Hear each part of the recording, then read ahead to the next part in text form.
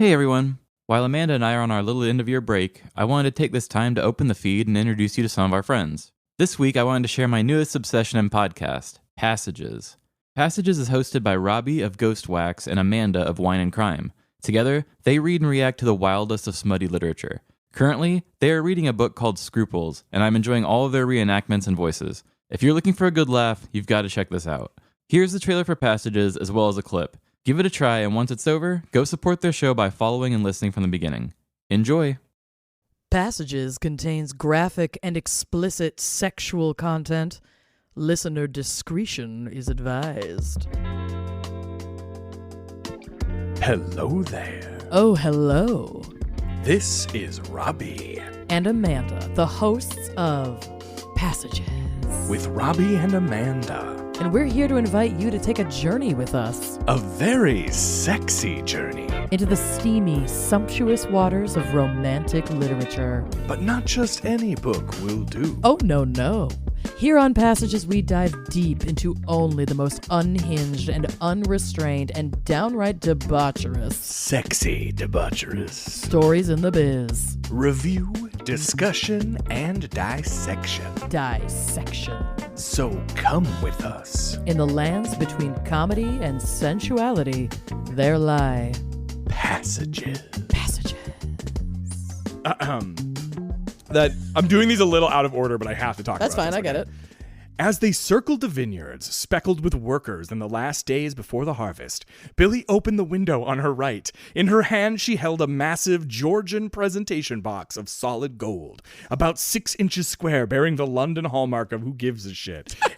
And that greatest craftsmanship does matter. Yep. So Billy carefully put her right hand through the small window, tensing her wrist against the rush of air. As the Bonanza, that's the plane that they're in. Oh my god, it was called the Bonanza. Yeah.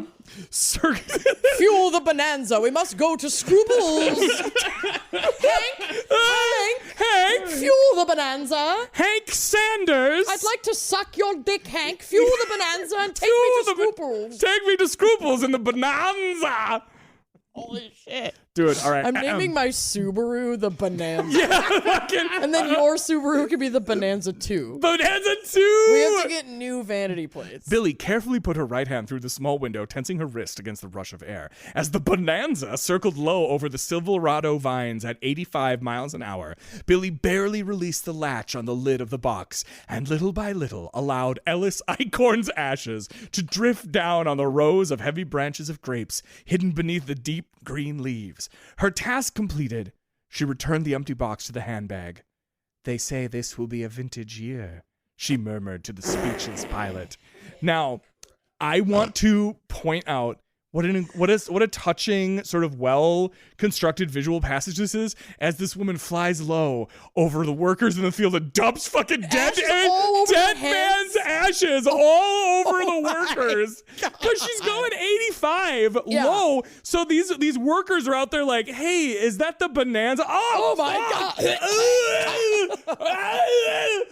Look at my eyes. It's sticking to the sweat yeah, on their faces. Necro curses raining down on them. So I was just picturing, because they talk about the workers, littered with workers.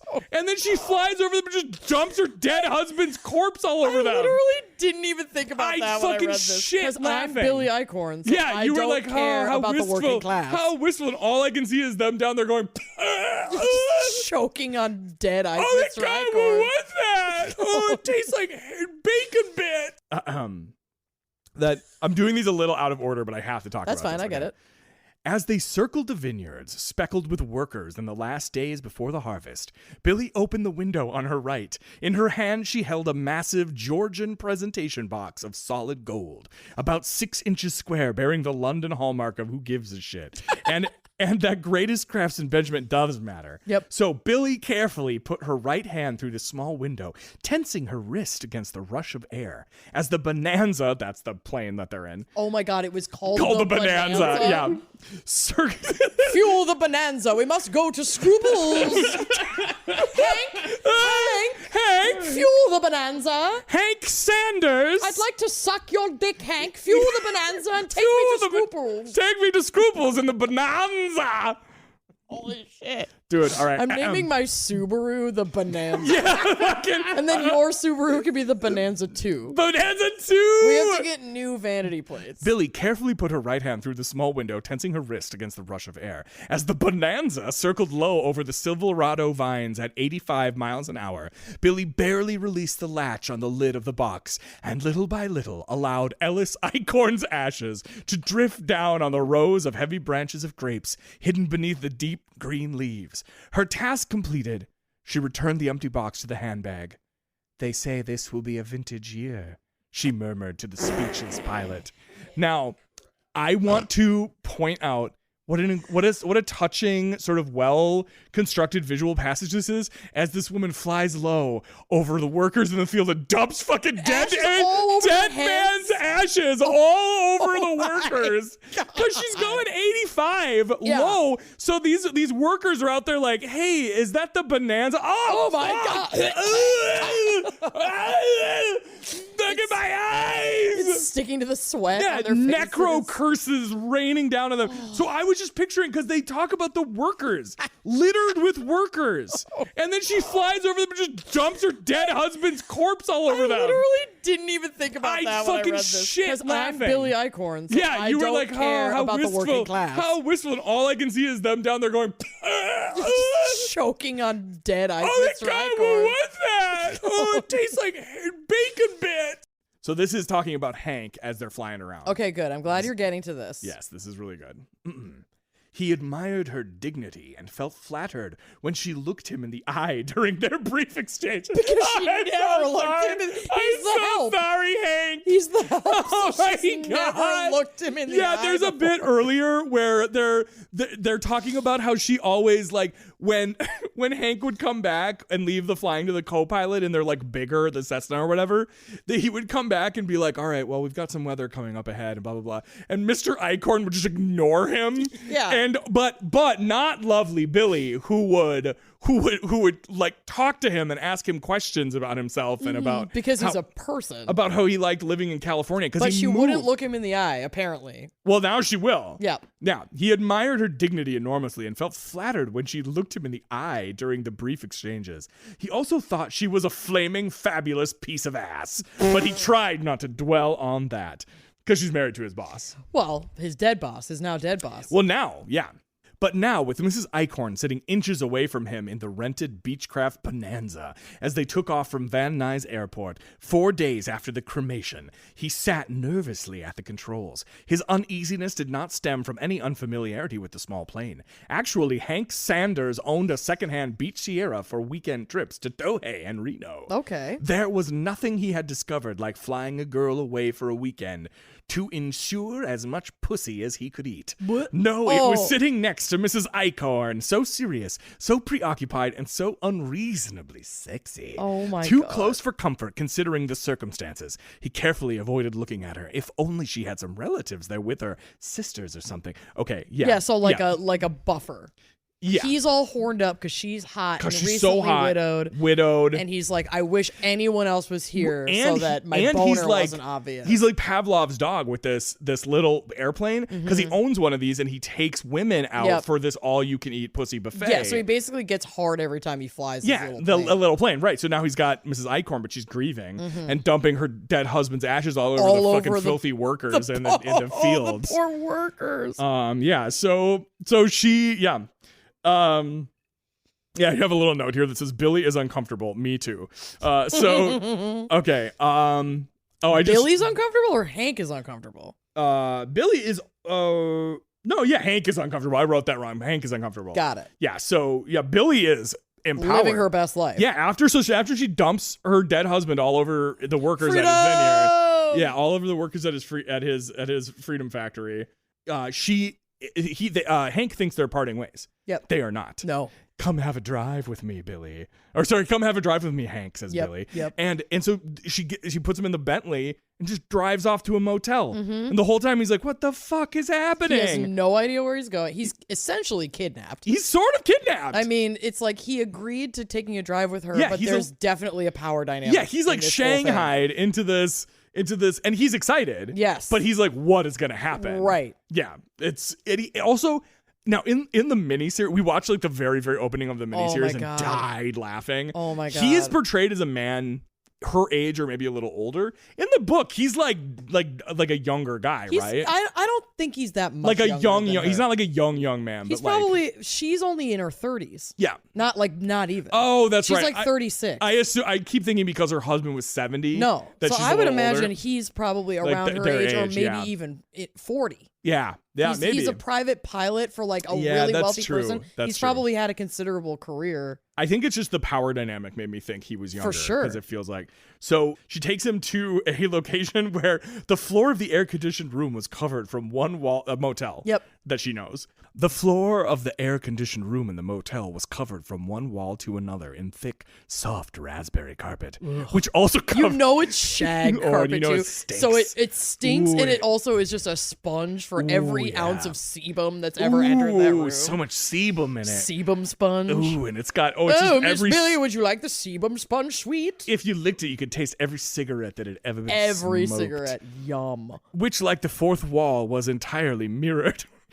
Oh, The raspberry carpet, which also covered 3 of its walls, Yup. all the way up to the ceiling, which, like the fourth wall, was entirely mirrored, so it's one mirror accent wall and then just a carpet cave. and then a everywhere mirrored else. ceiling. Oh, I love This it. is literally a fuck palace. Yeah, I'm guaranteeing they rent rooms here by the hour. Yes, Guaranteed. Okay.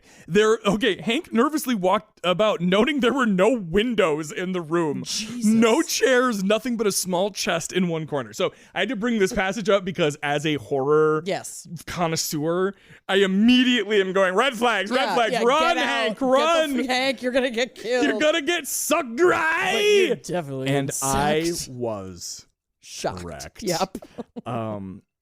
So she asks him what he's drinking. She gets him scotch. Scotch Yeah, on the because she has rocks. this like rich lady little bar kit in the trunk of her Bentley. In the trunk of her Bentley. It's so badass. She fucking pops it out. Boom. And I remember Hank, because she's like, "Ooh, have a drink with me," and he's like, "We're at a motel. Yes. Like, what is going on?" Like, he's all confused. Yes. Just to give Judith, who is the god narrator in this, Mm-hmm. the opportunity to go off about this like perfect little bar cart. Like, this is every Yeah. moment of Judith's fantasy is going in onto the page, and I'm She living is for it. obsessed with stuff, things, Yeah. colors, luxury. Mm-hmm. Yeah. this book could basically, the whole thing could just be like luxury. Yeah. Taupe, greige, Cream. Biscuit. desk, mahogany. It's also the 70s, so Tea like set. Yeah. luxury is hideous. Yes, luxury is a mirrored ceiling, a mirrored wall, and a shag carpet. Shag rest of the raspberry room. carpet on the walls. Oh, Ugh, like God. a It's fungus. It's like a sex fuck insane asylum. Like the pattern walls are just raspberry shag carpet. It's padded walls. Oh, god damn it. Yeah, the nymphos. We need the nymphomaniacs. Yes. We need to have the fucking, The shag. the shag on the walls where they hurt themselves. Oh yeah. They definitely get rug burn. Okay, so they play No, treat it so they with playfully ointments. drink together, and like I said, I was like, is she a vampire? Is she gonna suck him dry? And it turns out, yeah, okay.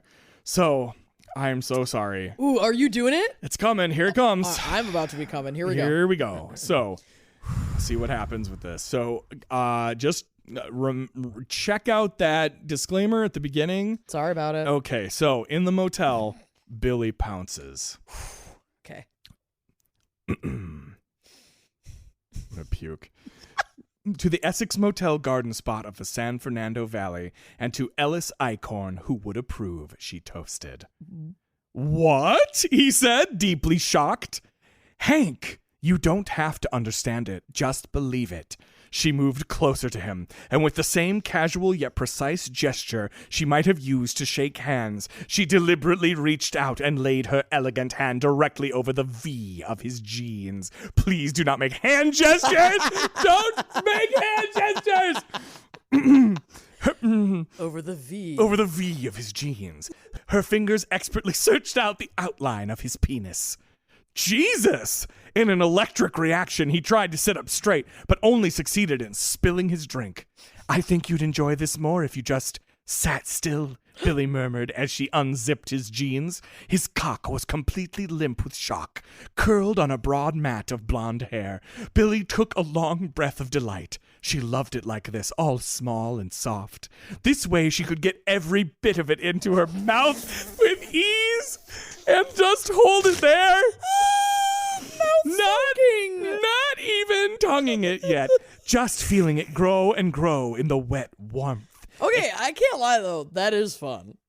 Which putting a flaccid cock in your mouth and just letting it just kind of do its thing. Yeah. Just like, go, gadget cock. Yeah. Oh my God. I'm kind of like, okay, Billy, Stuff it. If this didn't have Stuff it all in there, Billy, you fucking monster. I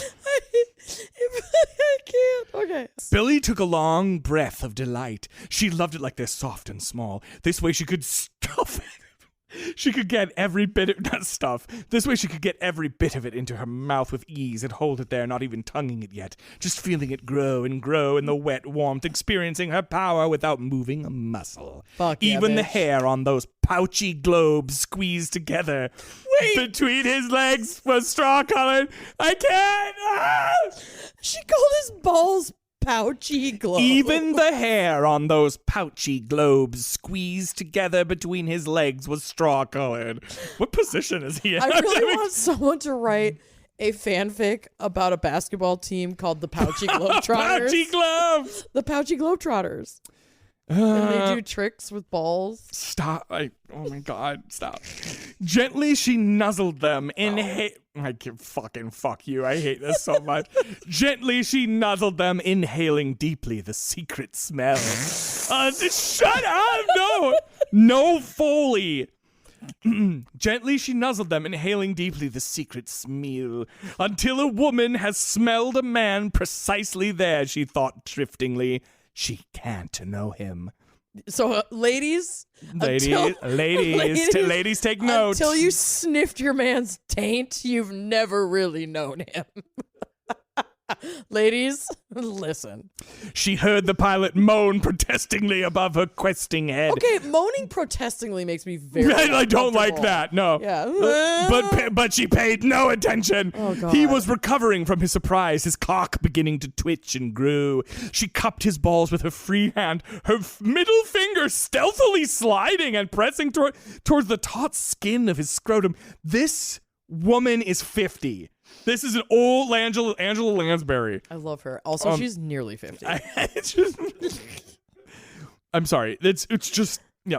Now her lips and tongue were working together around his almost erect penis, which, though fairly short, was thick, as sturdily built as the rest of him. He lay back on the edge of the bed, abandoning himself entirely to the novelty of the passive role, feeling his cock jerking and leaping with a pulsating movement as more and more blood filled it. Robbie's taking a gag break. Also, if you're trying to get me personally all hot, don't mention blood. Yeah, the blood. Yeah. Rushing into the spongy tissues. It's too visceral. As his heart began to pump more thick blood deep into the spongy tissues. Thick, hot blood. Hot, wet blood ready to burst out of the... Yeah, okay. As he grew thick and then thicker still, she shifted her mouth slightly and worked only the swelling tip, treating it with a strong, unfaltering suction, while the fingers of both her hands now slid up and down his wet, straining shaft. With a groan, unwilling to come too soon, he raised her dark head up from his... God damn it, man. If you don't stop making gagging sounds while I'm trying to get through this, we're never going to fucking get through this. I'm going to get a spray bottle so I can just spritz you in the fucking nose when you start making suction slurp sounds. I could use a little spritz of cold water. Woo, girl. Okay. With a groan, unwilling to come too soon, he raised her dark head up from his lap and buried his face in her hair, kissing her beautiful neck, thinking that she was only a girl. Only a girl. He lifted her onto the bed and flung his jeans to the carpet. Soon he had unbuttoned her blouse. Her bare breasts were bigger than he had ever imagined them. Bare breasts beneath her blouse. Yeah, the bare breasts beneath her blouse were bigger than he had ever imagined them being. The nipples dark and silky. Can you imagine how... Oh, sorry, that's Billy's voice. Can you imagine how wet I've been for the last hour? She muttered against his mouth. Yeah, I had to clean the plane. It was awful. Are you okay? No, I'm very sick. I'm quite ill. Yeah, there was a real stink on that shit. I mean, and this, by the way, this is what the serviceman would be like. Yeah, like, oh, God, geez, your fucking pussy's a real slippery, slidey one. Jesus. Oh, you almost drowned us in that plane. I had to make a water landing. Look at the fucking brat plane. Yeah. Oh, God. Can. No, I don't think you can. You'll have to see for yourself. I'll just have to show you. Billy undid her skirt in one movement. Under it, she was naked. She said, She sat up and pushed him down on the bed, holding his shoulders on the sheet with the heels of her hands. She threw one knee over him, and she's really going for it. You're really getting in it. She threw one knee over him and moved higher, straddling him so that her cunt was directly over his mouth. His tongue reached up to capture it, but she kept undulating back and forth above him so that he was only able to stop laughing. I can't. Directly over his mouth, his tongue reached out to capture it, but she kept undulating back and forth above him so that he was only able to lap at her from second to second. Finally, maddened, unable to stand her teasing, he clutched her ass and pulled her down firmly, planting his mouth between the two middle plump lips, sucking and licking and pulling and tugging blindly. She tensed her back arched, and with a muffled scream, she came, drowning him. And he was dead as a doornail with a big smile on Oh her my mouth. God, what if she killed him? Fucking killed him with her fucking pussy water. His face He's to just death. He drowned him in cue pussy the sounds water. of a man drowning. Oh my God. Ah, Billy! He died doing what he loved. Oh, God, and that's how you get the Ringu face. Yeah. Okay, I'm barely... Okay. That was fucking... This is the part that was like, whoa, so great. There's so many parts that are so graphic. His cock was so hard, he was afraid he might spurt into the air. Frantically, he took her by the waist, pulled her down on top of him as he plunged up into her savagely, while she still shuddered with her own spasms. The hours that followed never happened again. But Hank Sanders would have remembered them for the rest of his life, even without the Georgian presentation box, once the property of the Duke of Wellington, which Billy gave him late that night as she said goodbye to him back at the mansion on the hill in Bel Air. So she gave him the solid gold box. Here's the box that had my dead husband in it. Thanks for that letting we me... sprinkled all over the fucking workers. Her dead husband box. Yeah, that's the Billy Eichhorn equivalent of I left some cab money on the dresser. Here's the solid gold Napoleon box that once held my dead husband. Here's the tiny solid gold coffin we kept my dead husband in. Thanks for letting me suck your dick. I left the condoms inside. Chills. As a memento. Oh my Chills. God. There's no way they used a condom. Thank you for listening to Passages. Passages is an independent podcast, so please, Pretty please. like, review, and subscribe. Production and editing by Aaron Schoenrock. Rock hard. Music produced by Hoban Media. I'm hoping for Hoban. And comedy by us. If you yearn for more, follow us on Instagram at PassagesPod.